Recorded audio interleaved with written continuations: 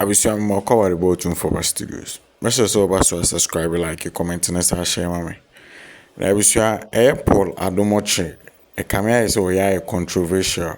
Because now say no one Kevin Taylor back and forth, sir. But you see, I already free Kevin Taylor, so Abba.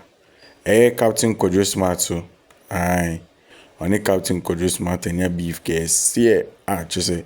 We trauma we otchere mu kra say journalists for more Ghana ha kra bribe ni ade ebusia mesro na bre ni enkohwe video no e ba e beto aso. Somebody gave this and somebody gave that, and it's been discussed around for a while, and I feel that the journalists are being battered for doing nothing wrong, and it's the journalists who are doing that. The people who are talking like that, those who sit in the morning and wear black spectacles, are they saying they have never attended an event and been compensated before? Are they saying that they even take money? Some of those people, they take money for immoral conduct. They take money to come and sit on radio to insult people. And they collect money that give me money, let me go and insult Paul Adom. Give me money, let me go and insult Napo. Give me money, let me go and insult Akufo-Addo. Give me money, let me go and insult Bawumia. Give me money, let me go and insult Ghpage. They do that. They do. All the time. Those people. And then they are concerned that a press conference has been delivered by the vice president and the presidential candidates for the NPP. And they say that journalists, when their journalists were paid 20,000, that's corruption. Let's get to the story. So, this is what we wrote. Journalists don't have to be paid to attend Bawumia's press conference, but they need to be sufficiently compensated. Shouldn't they? And viewers, I ask you the question. Shouldn't they be sufficiently compensated? Yes, we understand that journalists are not to be paid. Their media houses pays them. The salaries for media houses. But they have to be compensated. I don't see the hula baloo about it. You are holding a press conference on a Sunday. The journalists who are married and have children, they are spending time with their family on a Sunday. The journalists who are not married, they are spending time with their girlfriend and boyfriend on a Sunday. They are watching football on a Sunday. They'll come to work on Monday. You asked them to come to Kempinski on Sunday, and we all think that they shouldn't be compensated. Some of the journalists came from outside Accra. Those who are coming from outside Accra, they should buy their own bus ticket and plane ticket to come from Tamale to Accra to cover Bawumia's press conference. What kind of hypocrisy is this? I do not understand it. What kind of hypocrisy is this? And why are we following after people who are not leading us astray? People who are not demonstrating any capacity to produce thinking. Those who are not demonstrating, they are demonstrating actually zero capacity to produce any thinking. All they know is insults. And why are we following them on this tangent? What is the point? That Bawumia gave journalists money and so something must come down, all hell must break loose. He's calling a press conference on a Sunday. He's inviting the journalists to come. It will be irresponsible of the Bawumia campaign to invite journalists to come from all over the country to come and sit at the moving pic, listen to him, produce the stories out of it, and compensate them for nothing. It will be irresponsible. It will be the height of irresponsibility on the Bawumia campaign. And that's the point I was making. Sami Jefi should come and tell me that when the journalists came to John Mohammed's press conference, he didn't pay them anything. He didn't compensate them for anything. If he didn't, he's a very wicked man. And he's an irresponsible director of communication for a former president. That you call journalists to come to a press conference on a Sunday when they are not working. You want them to put the story together. Now you are doing it on Sunday because on Monday you are busy on your campaign and you don't want to be in Accra on that day because you have a campaign schedule somewhere else. And so you call them to come on a Sunday, and it is reckless on the part of the politician or corruption on the part of the journalist to take the money. I do not even know what we are talking of hypocrisies in this country. What hypocrisies? Padi okroma oyen centroni na me pese me boni din oyen trofo chen obi a osede okova UK elections obwa time na 1991 UK for to abano wedi mfie sen se o mfie sen cause oso on 50 it take 1991 92 93 94 95 96 1991 ko abesi nne.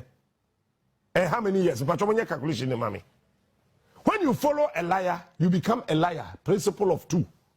1991, ABC 2024, 33 years. Paul Adom is only 50. Now, 33 years, you know, when you take it, if you have Paul Adom 50, 33 years. What is 33 feet 50 mugura kaze? What is 30 feet 50 more aka 20 we 3 more aka 17 obeso aka cham say or starting Metro TV no 10 years. You see, when you follow a liar, the principle of 2, you become a liar. When you follow a corrupt person, you become corrupt. That guy is a liar. If a media person tells you say cover elections, just the TV news so. The guy in the black spectacles in the early morning, I don't understand him. Did I say I covered elections in 1991? I mean, a very cursory appreciation will show you that there was no election in UK in 1991. What is wrong with him? There was no election in UK in 1991. I'll show you what I said. I said 2001, and I mentioned Tony Blair. There was no Tony Blair in 1991. 1991, British Prime Minister was Margaret Thatcher. There was no election in 1991. There was an election in UK in 1992. It was won by John Major. Tell him that there was no election in just a Google would have showed him that there was no election in UK in 1991. And I didn't say 1991. I said 2001. And I mentioned Tony Blair. Just even listening, they can't listen. Just listen to it, he can't listen. And then he says what? It's a lie? This is the photograph, is here. First of all, show the photograph of myself and David Lammy. This is 2001 in covering the UK elections. I was detailed to be at a constituency called a Tottenham Hill constituency, just next to Enfield Southgate. This is myself and David Lammy. David Lammy was the Labour parliamentary candidate for the constituency, and this I was deployed there because this is a constituency that has Ghanaians and Jamaicans. So forget my big suit and all that. This is me in 2001 covering the UK election in 2001 for the BBC, and that's David Lammy. David Lammy later became a minister for education under Gordon Brown, and he visited Ghana. Of course, he had forgotten about this incident. So he visited Ghana, and the British High Commission thought he should come and have an interview on Good Evening Ghana. Whilst we were having an interview on Good Evening Ghana, I reminded him that I had covered the UK election with him in 2001 when he was running for the first time as parliamentary candidate for Labour. This is that experience back at Good Evening Ghana sometime in 2010. Have a look. We have David Lammy. David Lammy is Member of Parliament, MP. As they say in UK, Right Honourable David Lammy is MP for Tottenham. And Tottenham, those of you who've been to London so many times know that there's a big community that people in Ghana have interest. So I'll be talking to David Lammy tonight about Tottenham and about why he's in Ghana. He's the minister, if you like. We say minister in Ghana. He's a minister responsible for higher education in the United Kingdom. And he's been here on some official assignments. He's been to the University of Ghana, and he's been having some discussions with the Ministry of Education. So I'll let him talk about that. Salami, welcome. Thanks for being here. It's a pleasure. You look very different from 9 years ago when I saw you. And I'd like viewers to see this. Can we see the photograph? You know, I was in London at that time working for the BBC, and David was competing for the Tottenham seat. He was already in then. He was competing for another term. And I encountered him, so we had a discussion. Well, the scan should be coming up now, the photographs of David and I. Can you put it on as soon as you can, please? Anyway, David, welcome to Ghana. What brings you to Ghana, by the way? Well, you're right. Things have changed. Okay, that's it. That's so it's on your left is Paul Adom, and on your right is David Lammy, MP Tottenham. Wow. So please, tomorrow morning, tell Opana that I really did cover the elections in UK in 2001. I was sure when it's in beer to say Kosovo, Paul Adom ni Captain Smartsaod. I can say, see a media no so the baby abe for beer no, and to campaign for no cross sebi, and see who no moody no.